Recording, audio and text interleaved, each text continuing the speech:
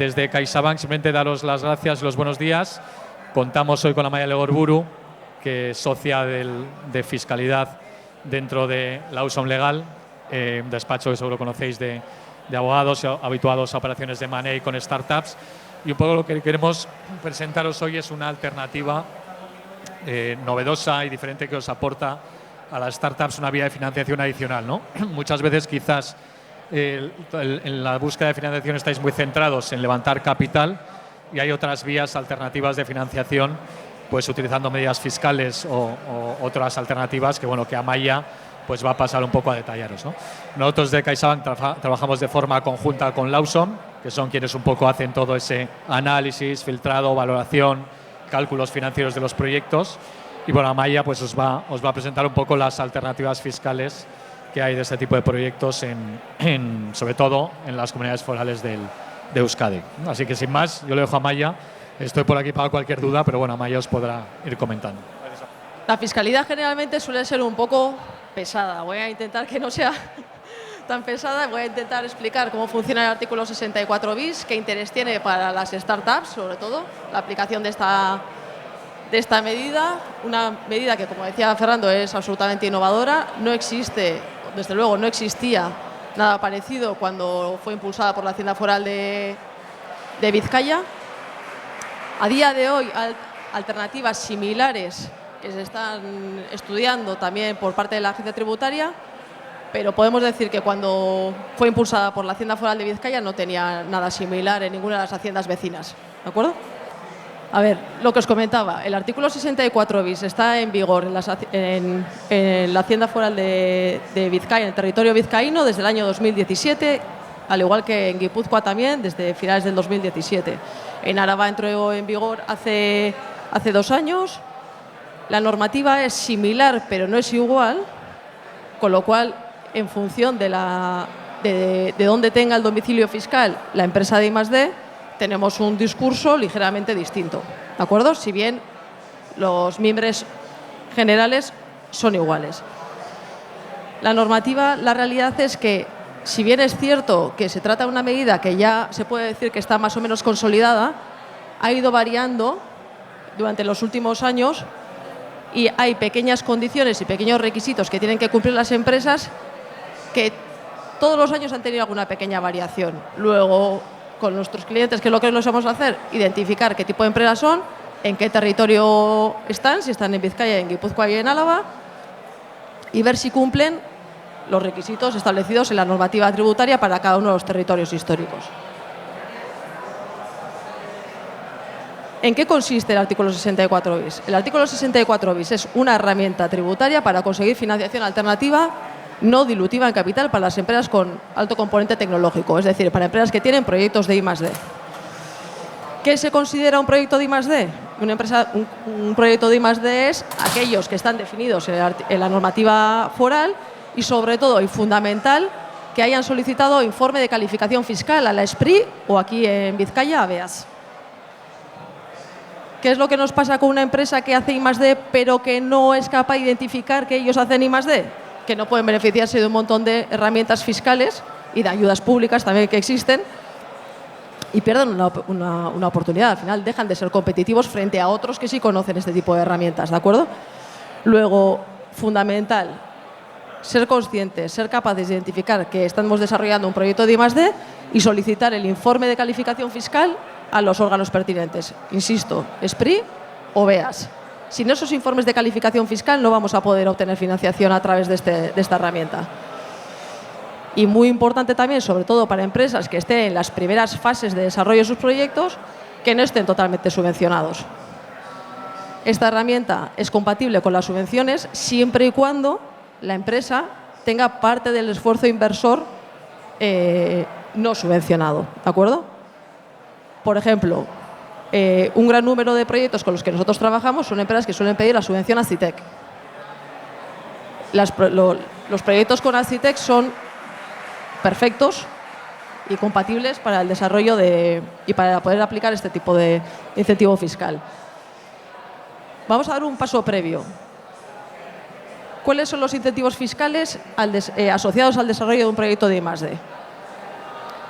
Lo que Hacienda quiere con esta medida fundamentalmente es incentivar y ayudar a las empresas que tienen un esfuerzo inversor a poder desarrollar sus proyectos. ¿Qué es lo que pasa? Que gran parte de estas empresas, si bien es cierto que tienen derecho a aplicar este incentivo fiscal, no teniendo beneficios, pues no pueden aplicar las deducciones que generan. ¿Qué deducciones generarían? Pues generarían para entre un mínimo de un 30% de deducción y un máximo de un 50% de deducción. Es decir, para un proyecto que tiene un gasto de I+D de 100.000 euros, como mínimo generaríamos unas deducciones de I+D del 30% y hasta un máximo del 50% o incluso un poquito más, dependiendo de cómo tengan estructurado el gasto del proyecto.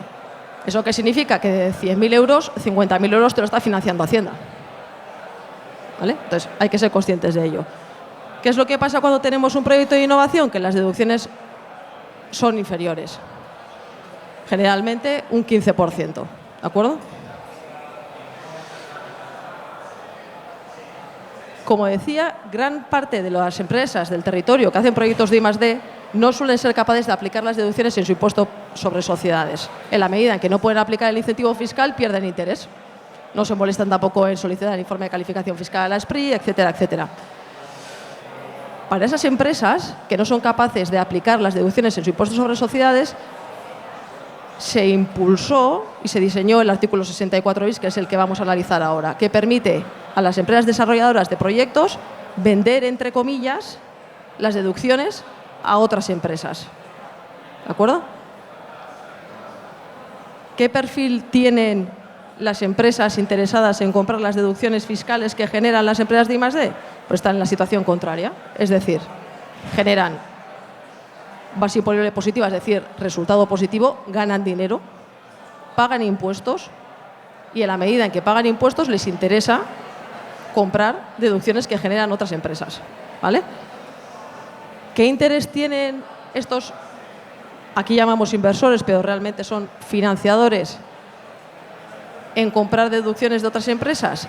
Que pueden hacerlo, y la normativa así lo prevé, con un descuento de hasta un 20%.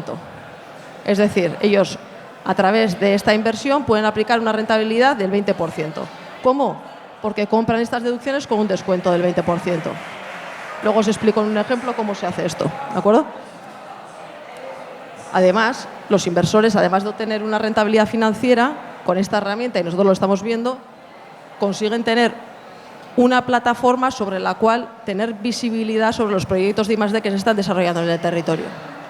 Quizás no para invertir en ellos, pero sí como una fase previa financiando sus proyectos de I+D. Más allá, además, de la rentabilidad vía RSC que pueda tener estar financiando proyectos que en muchas ocasiones están vinculados con temas de salud, energías renovables, etcétera, etcétera. ¿De acuerdo? Por otro lado, ¿qué interés tiene para los investigadores? En primer lugar, obtener una financiación no dilutiva en capital. Ellos están vendiendo o cediendo un derecho que tienen con Hacienda que a corto plazo no iban a aplicar, no iban a poder aplicar en su impuesto sobre sociedades. Y pongo mayor repercusión social de su actividad porque lo que hemos visto es que estos convenios de financiación, si bien hay un trasfondo financiero muy importante, a veces revierten también en otro tipo de relación entre inversores e investigadores. Sinergias, relaciones comerciales, etcétera, etcétera. ¿Por qué? Porque cada vez más los inversores nos suelen pedir no cualquier proyecto, sino algún proyecto vinculado con su sector, proyectos con los que creen que pueden sacar una rentabilidad más allá de la rentabilidad financiera. ¿Qué perfil tienen que tener los investigadores? Los investigadores básicamente tienen que tener deducciones de sobra. Puede ser que tengan beneficios, no tienes por qué estar en pérdidas, puede que tengas beneficios, pero que tengas unos beneficios tales que no te permitan aplicar todas las deducciones que estás generando. Aquí en Vizcaya, para aplicar el 64 bis, no hace falta ser una startup. Tú puedes ser Petronor y estar generando deducciones fiscales por encima de lo que tú puedes aplicar y preferir monetizarlos. ¿De acuerdo? La financiación que obtienen las empresas de I+D no son fondos propios. Estos señores, los inversores, en realidad no son inversores, serán financiadores de proyecto de I+D. ¿Vale? Una financiación que no requiere que sea reembolsado por parte de la empresa de I+D. Es una financiación que no exige devolución, ¿de acuerdo? Lo que os decía, ¿quién puede obtener esta financiación?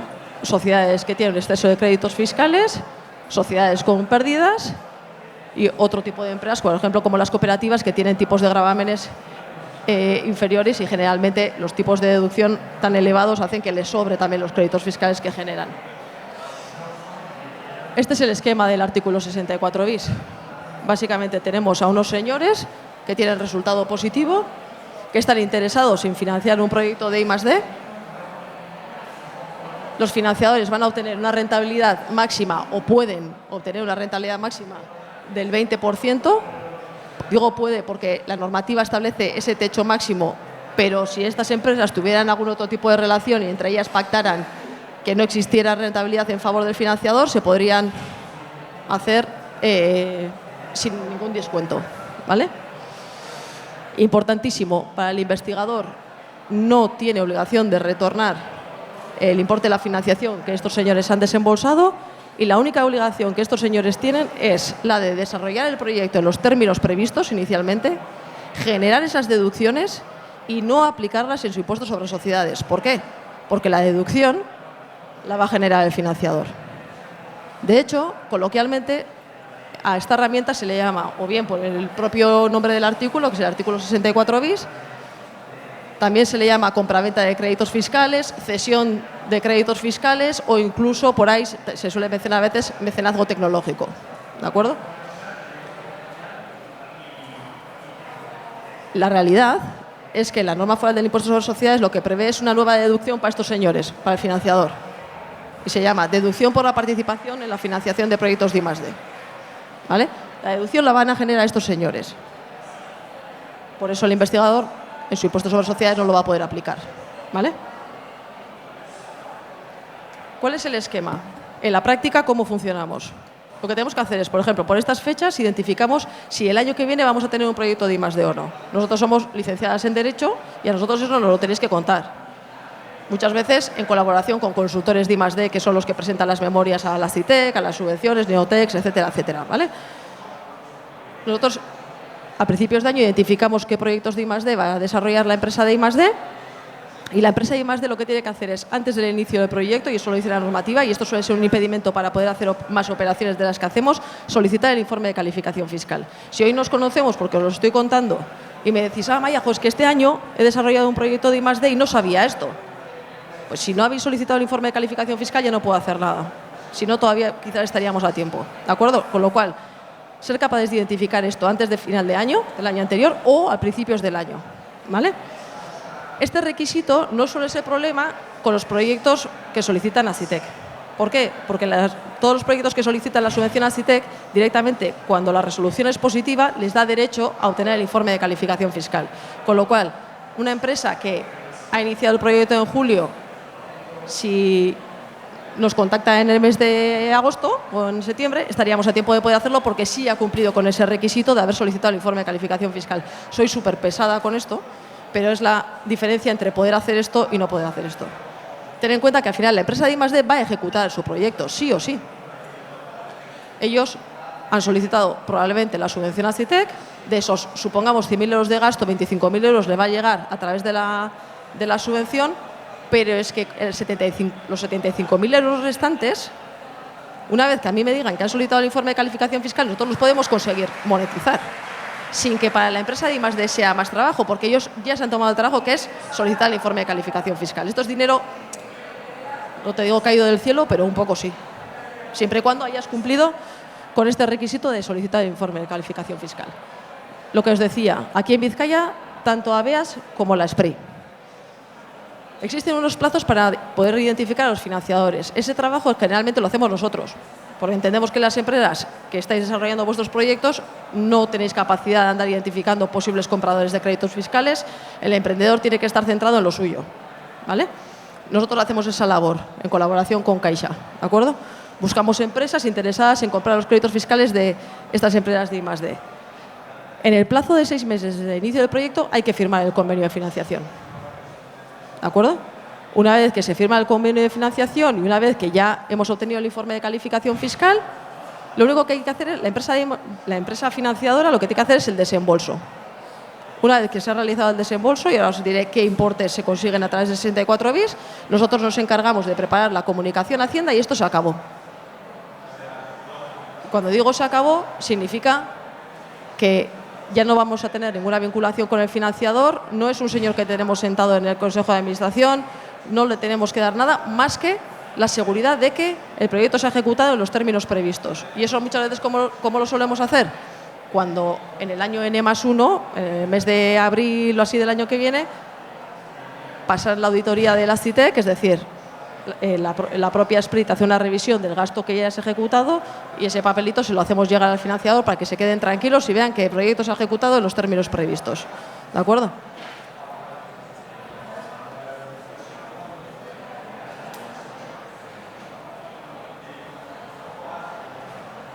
Os pongo un ejemplo. Supongamos que tenemos un proyecto de I+D de 420.000 euros y que la empresa de I+D solo tiene derecho a aplicar el 30% de deducción, que probablemente este porcentaje en la práctica sea superior, pero estamos yendo al escenario más bajo, ¿vale? Un proyecto de 420.000 euros generaría unas deducciones por importe de 126.000 euros. Si deducimos, y generalmente no nos vamos a engañar, el financiador tiene interés en obtener la rentabilidad máxima del 20%, eso significa que el financiador va a hacer un desembolso de 105.000. Es decir, hace una transferencia de 105.000 euros a la empresa de I+D, a cambio del cual, en julio del año que viene, va a aplicar unas deducciones por importe de 126.000 euros. Lo que está haciendo es comprar con descuento las deducciones. Así obtiene la rentabilidad del financiador. Luego, lo que obtiene la empresa de I+D es, a cambio de un derecho valorado en 126.000 euros con la Hacienda Foral de Vizcaya, obtener cash antes de 31 de diciembre por importe de 105.000. Luego, nosotros lo que hacemos cuando contamos esto a las empresas de I+D es hacer esta simulación en primer lugar, para que las empresas decidan si prefieren tratar de aplicar o creen que van a poder aplicar las deducciones por valor de 126.000 en su impuesto sobre sociedades, si no este año, el año que viene, o están en situación en la que prefieren venderlos, entre comillas, y obtener 105.000 antes de 31 de diciembre. La realidad, nuestra experiencia es que las empresas que trabajan con nosotros cada año repiten. ¿Por qué? Porque son muy intensivas en I+D y salvo que tengas previsión de empezar a vender lo que estás desarrollando, lo que sea, las empresas repiten. ¿Cuál es la rentabilidad del financiador en este caso? 21.000 euros por esta operación, ¿de acuerdo? Este es un dato que al desarrollador, a la empresa de I+D, no le interesa, pero nosotros, a la hora de identificar un financiador, necesitamos saber qué tamaño o qué beneficios tiene que tener la empresa de I+D para poder aplicar estos 126.000 euros de deducción, ¿de acuerdo? En este caso, no os voy a hacer el cuento largo, porque esto ya sí que es conocer un poco el esquema del impuesto sobre sociedades. Haceros una idea de que el resultado de la empresa debería ser de 1,5 millones. La dificultad al final está en que para comprar un importe de deducciones fiscales, bueno, de un ticket mediano, tenemos que estar hablando ya de empresas bastante grandes. Una de las dificultades con las que nos encontramos, y esto es real, es que los tiempos de las dos partes no son iguales. Es decir, a la empresa de I+D le urge vender y al financiador no le urge comprar. ¿Por qué? Porque al final ellos necesitan saber cuál es su resultado a final de año para hacer una previsión de cuáles son los importes de deducciones que están dispuestos o les interesa comprar. Entonces, ahí sí que es verdad que solemos ir un poco descompensados un poco, porque a mí me gustaría que el financiador me pudiera decir en julio cuánto va a comprar y, sin embargo, hasta casi septiembre no nos da una respuesta. ¿Vale? ¿Qué es lo que pasaría si un financiador prevé tener este resultado y finalmente es inferior? En la medida en que las deducciones son suyas, que hemos dicho que al final es una deducción que generan ellos, pues lo que harían sería aplicarlos en ejercicios posteriores. O sea, eso implica una bajada en la rentabilidad. En la medida en que en lugar de aplicar el incentivo a los 6 meses, lo aplicas año y medio, pues la TIR de su rentabilidad baja, pero no lo pierde, ¿vale? este es un ejemplo de la información que nosotros con la que solemos trabajar. Clasificamos todos los proyectos con los que trabajamos por sectores, identificamos si son proyectos asociados a alguna subvención, si ya han solicitado el informe de calificación fiscal, etcétera, etcétera. Calculamos cuáles son las deducciones mínimas que generan, qué desembolsos requieren, la rentabilidad que ofrece cada una de ellas y cuáles son las bases que necesitaría un financiador para poder absorber alguno de estos proyectos. Con estos perfiles ciegos tenemos las primeras aproximaciones a los inversores. Entonces, ellos nos dicen, mira, tenéis aquí un proyecto de ciberseguridad que tiene un Acitec y requiere de un desembolso de 40.000 euros. Me interesa. En ese caso ya abrimos los perfiles. Abrimos los perfiles para ver si, además de los números en sí mismo, puede haber algún interés añadido a la relación que pueda surgir entre ellos. La realidad es que cada vez lo vemos más. Uno de los primeros casos que siempre cuento como una anécdota, cuando empezó el 64 bis en Vizcaya, es que yo me acerqué aquí a una empresa que está en Bilbao pensando que ellos podían ser una empresa de I+D, porque todos iban en manga corta y pantalones cortos, y dije, estos son todos ingenieros, van a tener I+D que les sale por las orejas, y yo le estaba todo el rato explicando la medida del 64 bis desde el prisma del desarrollador, y ellos estaban todo el rato preguntándome desde el prisma del financiador. Yo pensé, no me ha entendido. Lo había entendido perfectamente. Ha sido financiador de proyectos de empresas de Zamudio de 40 años tradicionales, etcétera, etcétera, durante muchos años. También te digo que ese financiador, además de la rentabilidad financiera, buscaba poder crear sinergias comerciales con estas empresas.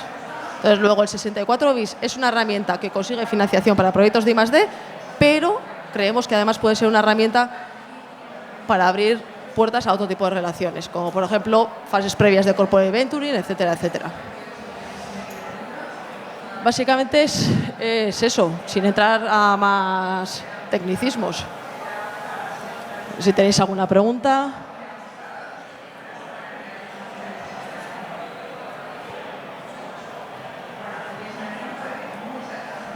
Esta financiación es, no sé muy bien el tecnicismo, pero a veces cuando una empresa recibe demasiada ayuda pública, bueno, hay un margen que no puede superar.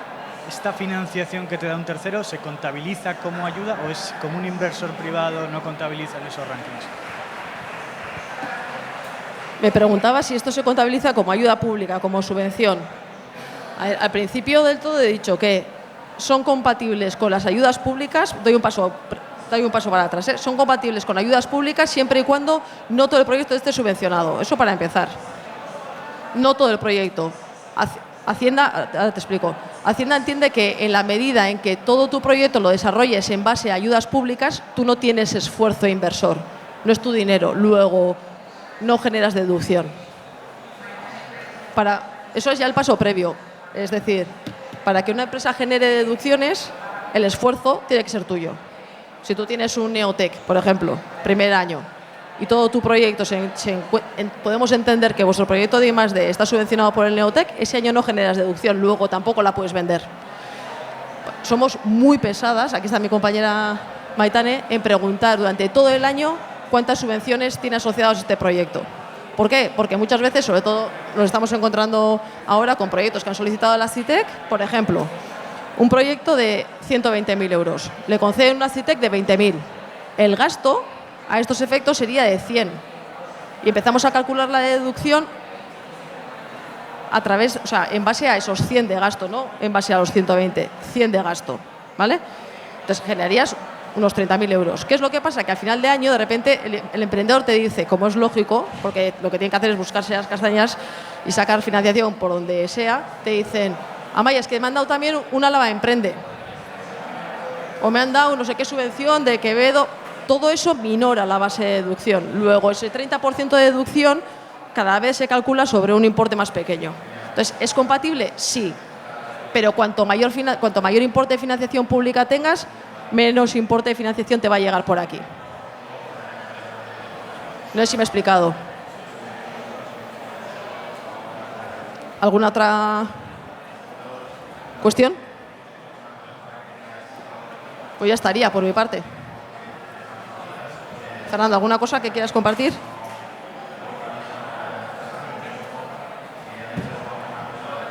Oye, pues muchísimas gracias a todos. Nada más, simplemente, oye, cualquier duda que os pueda surgir, pues tanto Amaya como yo, pues podéis tener nuestro contacto para comentarlo, ¿no? y ver cómo afrontar vuestros proyectos. Así que nada más, muchas gracias a todos por asistir. Gracias, Amaya, por comentarlo. Gracias, hasta luego.